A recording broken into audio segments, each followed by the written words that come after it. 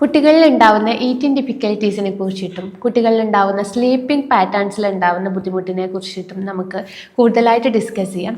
Hello, എൻ്റെ പേര് ഹിബ ഷെറിൻ. ഞാൻ ഹെയ്ലൻ ഹാപ്പിനെസ്സിലെ കൺസൾട്ടൻറ്റ് സൈക്കോളജിസ്റ്റാണ്.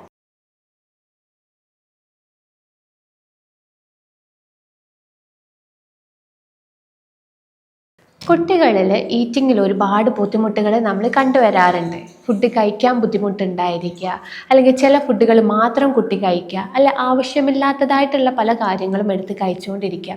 ഇതൊക്കെ കുറച്ചാണെങ്കിൽ ഓക്കെയാണ്. ഇത് കൂടുതലായിട്ട് ഓരോ കുട്ടിയിലും കാണിക്കുന്നുണ്ട് എങ്കിൽ അതൊരു ബുദ്ധിമുട്ടായിട്ട് തന്നെ നമ്മൾ കാണേണ്ടതുണ്ട്. കുട്ടികൾ തീരെ ഫുഡ് കഴിക്കാതിരിക്കുക, ഫുഡിനെ ഭയങ്കരമായിട്ട് അവോയ്ഡ് ചെയ്യുക എന്നുണ്ടെങ്കിൽ ചിലപ്പം ഇതൊരു അനറക്സിയ എന്നുള്ളൊരു കണ്ടീഷൻ ആയിരിക്കാൻ ചാൻസ് ഉണ്ട്. അനറക്സിയ നെർവോസ എന്ന് പറയുന്ന കണ്ടീഷൻ ഫുഡ് കഴിക്കാൻ വിസമ്മതിക്കുന്ന ഒരു അവസ്ഥ തന്നെയാണ്.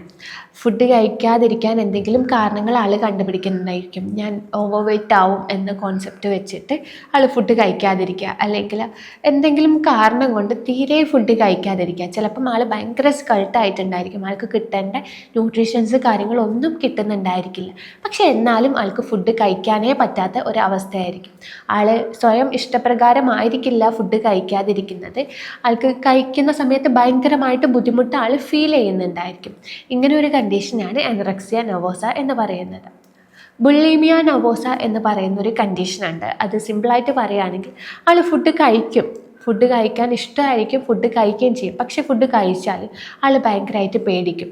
ഞാൻ ഫുഡ് കഴിച്ചത് ഓവറായി പോയി എന്ന് പേടിച്ചിട്ട് ആൾ എന്ത് ചെയ്യും, ഫുഡ് കഴിച്ചത് വായിൽ കൈയിട്ട് കൊണ്ടൊക്കെ വോമിറ്റ് ചെയ്ത് കളയുക, അല്ലെങ്കിൽ വേറെ എന്തെങ്കിലും പിൽസ് എടുത്തിട്ട് ഫുഡ് കഴിച്ച ന്യൂട്രീഷൻസ് കാര്യങ്ങളൊക്കെ പുറത്താക്കുന്ന ആ ഒരു ടെൻഡൻസി ഉള്ള ആൾക്കാരിലാണ് ബുളിമിയ നെർവോസ എന്ന് നമ്മൾ പറയുന്നത്.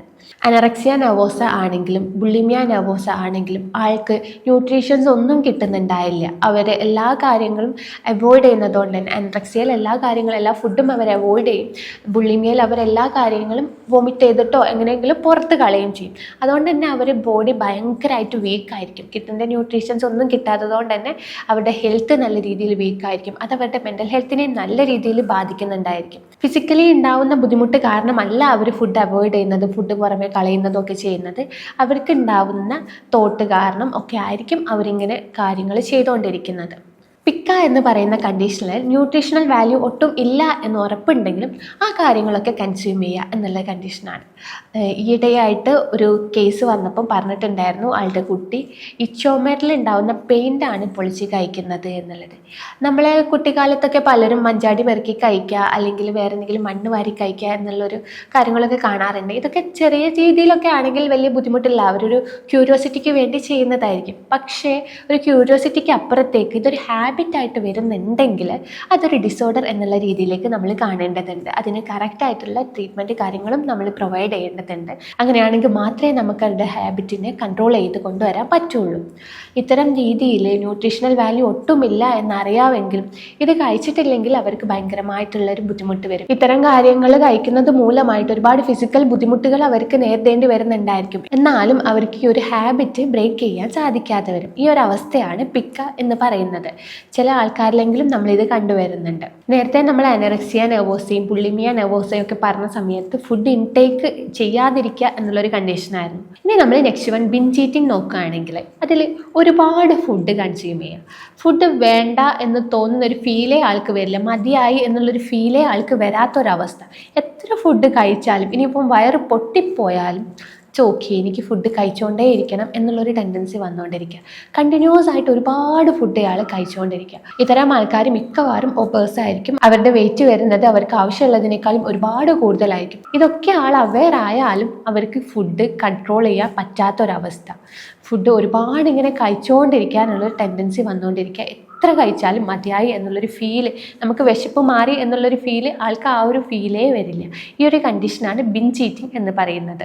ഇത് കാരണമായിട്ടും ആളുടെ ലൈഫിൽ ഒരുപാട് ബുദ്ധിമുട്ടുണ്ടായിരിക്കും. ഫിസിക്കലി ആൾ ഒരുപാട് ബുദ്ധിമുട്ടൊക്കെ ഉണ്ടായിരിക്കും. പക്ഷെ എന്നാലും അവർക്ക് ഇത് കൺട്രോൾ ചെയ്യാൻ പറ്റാതെ വരുമ്പോഴാണ് ബിഞ്ച് ഈറ്റിംഗ് ആണ് എന്ന് നമ്മൾ പറയുന്നത്. ഇനി നമുക്ക് അവോയ്ഡൻ്റ് അല്ലെങ്കിൽ റെസിസ്റ്റീവ് ഫീഡിങ് ഡിഫിക്കൽട്ടി നോക്കാം. ഇതിൽ നമ്മൾ ചില ഫുഡ് മാത്രമേ കഴിക്കൂ, സെലക്റ്റീവ് ആയിട്ടുള്ള ഫുഡ്സ് മാത്രമേ കഴിക്കൂ. ചില കുട്ടികളൊക്കെ നമ്മൾ കാണാറില്ലേ, പ്ലെയിൻ റൈസ് കൊടുത്താൽ അത് കഴിക്കും, അതിലേക്ക് കറിയോ അല്ലെങ്കിൽ എപ്പേരിയോ അല്ലെങ്കിൽ വേറെ എന്തെങ്കിലും സൈഡ് ഐറ്റംസ് കൊടുത്തിട്ടുണ്ടെങ്കിൽ അവർക്കത് പറ്റില്ല. ഈ രീതിയിൽ കുട്ടികളോ വലിയവരോ ആയിക്കോട്ടെ ചില സെലക്റ്റീവ് ആയിട്ടുള്ള കാര്യങ്ങൾ മാത്രമേ കഴിക്കുന്നുണ്ടായിരിക്കും. പ്ലെയിൻ റൈസ്, പ്ലെയിൻ ആയിട്ടുള്ള റൊട്ടി അല്ലെങ്കിൽ പ്ലെയിൻ ബ്രെഡ്, അങ്ങനെ എന്തെങ്കിലും കാര്യങ്ങൾ മാത്രമേ കഴിക്കുന്നുണ്ടായിരിക്കുള്ളൂ. അവരുടെ സൈഡ് ഐറ്റംസ് ആയിട്ടുള്ള കാര്യങ്ങൾ കൊടുക്കുമ്പോൾ അതിൻ്റെ ടെക്സ്ചേഴ്സിലോ അതിൻ്റെ സ്മെല്ലിലോ എന്തെങ്കിലും ബുദ്ധിമുട്ട് കാരണമായിട്ടോ അല്ലെ അത് കാണുമ്പോൾ ഉണ്ടാകുന്ന ഇറിറ്റേഷൻസ് കാരണമായിട്ടോ ഒക്കെ അവരത് അവോയ്ഡ് ചെയ്യുക എന്നുള്ളൊരു സിറ്റുവേഷനിലേക്ക് എത്താം. ഇതിനെയാണ് നമ്മൾ അവോയ്ഡൻറ്റ് അല്ലെങ്കിൽ റെസിസ്റ്റീവ് ഫീഡിങ് ഡിഫിക്കൽട്ടി എന്ന് പറയുന്നത്. നെക്സ്റ്റ് നമുക്ക് റൂമിനേഷൻ ഡിസോർഡർ നോക്കാം. ഇതിൽ ആൾ ഫുഡ് കഴിക്കും, കുട്ടികളിലാണ് ഇതും കൂടുതലായിട്ട് കണ്ടുവരുന്നത്. ആൾ ഫുഡ് കഴിക്കുന്ന സമയത്ത് ഫുള്ളായിട്ട് കഴിക്കില്ല, വായിലേക്ക് ഇട്ട് ചോയിൻ ചെയ്തുകൊണ്ടേയിരിക്കും. ആളിങ്ങനെ ഒരുപാട് ചവച്ചതിന് ശേഷം ആളത് തുപ്പിക്കളയും. ആൾക്ക് അതിൻ്റെ ന്യൂട്രീഷൻസ് ഒക്കെ കിട്ടി എന്നാണ് ആൾ വിശ്വസിക്കുന്നത്. അങ്ങനെ ചൂയിൻ ചെയ്തുകൊണ്ട് അത് പുറത്തേക്ക് കളയുന്ന ഒരു കണ്ടീഷൻ ഉണ്ട്. അതിനാണ് നമ്മൾ റൂമിനേഷൻ ഡിസോർഡർ എന്ന് പറയുന്നത്. ഇത് കുട്ടികളിൽ ഒരുപാട് കണ്ടുവരുന്ന ഒരു കണ്ടീഷനാണ്. കുട്ടികളെ നമ്മൾ കാണുന്ന സമയത്ത് ഇത് നമ്മൾ അവോയ്ഡ് ചെയ്യരുത്. ഇത് ചിലപ്പോൾ ഇത്തരത്തിലുള്ള ഈറ്റിംഗ് ഡിസോർഡറിലേക്ക് ലീഡ് ചെയ്യാനുള്ള ചാൻസ് കൂടുതലാണ്. ഈ പിക്കായ ആയാലും ഈ റൂമിനേഷൻ ബിഹേവിയർ ആയാലും അവോയ്ഡൻറ്റ് അല്ലെങ്കിൽ റെസിസ്റ്റീവ് ബിഹേവിയർ ആയാലും ഒക്കെ അത് പിന്നീട് ഒരു ഈറ്റിംഗ് ഡിസോർഡറിലേക്ക് എത്താൻ ചാൻസ് വളരെ കൂടുതലാണ്. അതുകൊണ്ട് നമ്മൾ ഇത്തരം ബുദ്ധിമുട്ടുകളൊക്കെ മുന്നേ ഐഡൻറ്റിഫൈ ചെയ്യുകയാണെങ്കിൽ കറക്റ്റായിട്ടുള്ള ട്രെയിനിങ് കാര്യങ്ങൾ കൊടുത്തിട്ട് അവരുടെ ഈ ഹാബിറ്റ് ഇല്ലാതാക്കാൻ വേണ്ടി ശ്രദ്ധിക്കേണ്ടതാണ്. അതേപോലെ തന്നെ കുട്ടികളിൽ കൂടുതലായിട്ട് കാണപ്പെടുന്ന ഒരു അവസ്ഥയാണ് സ്ലീപ്പിങ്ങിൽ ഒരു ബുദ്ധിമുട്ടുണ്ടായിരിക്കുക, അല്ലെങ്കിൽ കറക്റ്റായിട്ടുള്ള ഒരു സ്ലീപ്പ് പാറ്റേൺ ഇല്ലാതിരിക്കുക, ഒരു ഹൈജീനിക് ആയിട്ടുള്ള സ്ലീപ്പ് ഇല്ലാതിരിക്കുക എന്നുള്ളൊരവസ്ഥ. ഇത് പല കാരണം കൊണ്ടും കുട്ടികൾക്ക് ഇത് സംഭവിക്കാവുന്നതുണ്ട്. മൊബൈൽ ഫോണിൻ്റെ അമിതമായിട്ടുള്ള ഉപയോഗം കാരണമായിട്ടോ അല്ലെങ്കിൽ അവരുടെ കറക്റ്റായിട്ടുള്ള സ്ലീപ്പ് ഹൈജീൻ മെയിൻറ്റെയിൻ ചെയ്യാത്തതിൻ്റെ ഭാഗമായിട്ടോ ഒക്കെ കുട്ടികളിൽ ഇത് കാണപ്പെടാറുണ്ട്. സ്ലീപ്പ് പ്രോപ്പർ അല്ല എന്നുണ്ടെങ്കിൽ അവരുടെ പഠനത്തിനെയും അല്ല അവരുടെ ബാക്കി കാര്യങ്ങളൊക്കെ അത് നല്ല രീതിയിൽ ബാധിക്കാനും വളരെ ചാൻസ് കൂടുതലാണ്. അവരുടെ കോൺസെൻട്രേഷനെയും അവരുടെ വേറെയുള്ള ബിഹേവിയറൽ ബുദ്ധിമുട്ടുകളിലേക്കൊക്കെ ഇത് എത്തിക്കാനുള്ള ചാൻസ് വളരെ കൂടുതലാണ്. പ്രോപ്പറായിട്ടുള്ള സ്ലീപ്പ് പാറ്റേൺ കണ്ടുപിടിക്കുക, അതേപോലെ തന്നെ ഒരേ സമയത്ത് ഉറങ്ങാനും അതേ സമയത്ത് എഴുന്നേൽക്കാനും ശ്രദ്ധിക്കുക. ഒരു ദിവസം 10 മണി, ഒരു ദിവസം 11 മണി, പിന്നെ 2 മണിക്കായിരിക്കും, അല്ലെങ്കിൽ പിറ്റേന്ന് 8 മണിക്കായിരിക്കും. ഇങ്ങനെ ഒരു പ്രോപ്പർ അല്ലാത്തൊരു പാറ്റേൺ അല്ലാതെ കറക്റ്റായിട്ടുള്ളൊരു ടൈം ഫിക്സ് ചെയ്യുക. കറക്റ്റായിട്ട് അതേ ഷാർപ്പ് ടൈമിൽ ഉറങ്ങണം എന്നല്ല, ചെറിയ വേരിയേഷൻസ് ഒക്കെ ഓക്കെ, പക്ഷേ ഒരുപാട് വ്യത്യാസത്തിലുള്ള രീതിയിൽ 8 മണി മുതൽ അല്ലെങ്കിൽ 2 മണി ആ ഒരു വലിയൊരു ഗ്യാപ്പ് ഇല്ലാതെ ഒരു കറക്റ്റായിട്ടുള്ളൊരു ടൈം ഫിക്സ് ചെയ്യുകയാണെങ്കിൽ നമ്മൾ റിതം ആ ഒരു രീതിയിൽ പ്രവർത്തിക്കാനും ആ ഒരു ടൈം ആകുന്ന സമയത്ത് നമുക്ക് നല്ലൊരു സ്ലീപ്പ് കിട്ടാനും നമ്മളെ ഹെൽപ്പ് ചെയ്യും. അതുകൊണ്ട് തന്നെ നമുക്ക് പ്രോപ്പറായിട്ടുള്ള സ്ലീപ്പ് ആ സമയത്ത് കിട്ടും. ഇങ്ങനെ ഒരു ഇറഗുലറായിട്ട് നമ്മൾ ഉറങ്ങാൻ ശ്രദ്ധിക്കുകയാണ്, ഇങ്ങനെ ഇറഗുലറായിട്ടാണ് നമ്മൾ ഉറങ്ങാൻ ട്രൈ ചെയ്യുന്നതെന്നുണ്ടെങ്കിൽ നമുക്ക് അവിടെ ഉറക്കം കിട്ടാത്ത വരുന്നൊരവസ്ഥ, അത് കാരണമായിട്ട് പിറ്റേന്ന് രാവിലെ ഭയങ്കര ലേസി ആവുക, അങ്ങനെ ഒരുപാട് ബുദ്ധിമുട്ടിലേക്കൊക്കെ അത് എത്തിക്കാൻ ചാൻസ് ഉണ്ട്. സ്ലീപ്പ് അപ്നിയ അല്ലെങ്കിൽ സ്ലീപ്പ് പാരാലിസിസ് അല്ലെങ്കിൽ നാർക്കോലെപ്സി അല്ലെങ്കിൽ നൈറ്റ് മേഴ്സ് തുടങ്ങിയ ഒരുപാട് സ്ലീപ്പ് ഡിസോർഡേഴ്സ് ഒക്കെ ഉണ്ട്. അതിലേക്കൊക്കെ എത്തിക്കാൻ ഈ ഇറഗുലറായിട്ടുള്ള സ്ലീപ്പ് കാരണമാവുന്നുണ്ട്. കുട്ടികളിലാണെങ്കിൽ കൂടുതലായിട്ട് മൊബൈൽ ഫോൺ ഉറങ്ങുന്നതിൻ്റെ മുമ്പേ കൊടുക്കാതിരിക്കുക എന്നുള്ളതാണ് നമ്മൾ ആദ്യം ശ്രദ്ധിക്കേണ്ട കാര്യം.